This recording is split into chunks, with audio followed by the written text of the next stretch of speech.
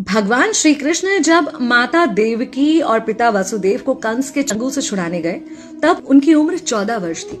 उनकी माता ने उनसे पूछा कि बेटा तुम तो भगवान हो, तो तुम हमें पहले ही कंस के चंगुल से छुड़ा सकते थे, इतनी देर क्यों कर दी?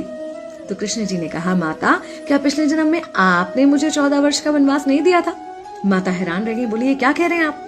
तब कृष्ण जी ने बताया कि पिछले जन्म में मैं राम था और आप थी माता कैकेयी और आप ही ने मुझे 14 वर्ष का वनवास दिया था और कर्म फल से कोई नहीं बच सकता माता, इसलिए आपको 14 साल का ये दुख सहना पड़ा।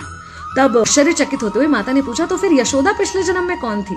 कृष्ण जी ने बताया, वो थी माता कौशल्या, जो 14 साल तक अपने पुत्र से अलग रही थी। उन्होंने उस दुख को सहा था, इसलिए इस जन्म में 14 साल मैं उनके पास रहा और मेरे साथ रहने का माता और पुत्र के प्रेम का सुख उन्हें मिला।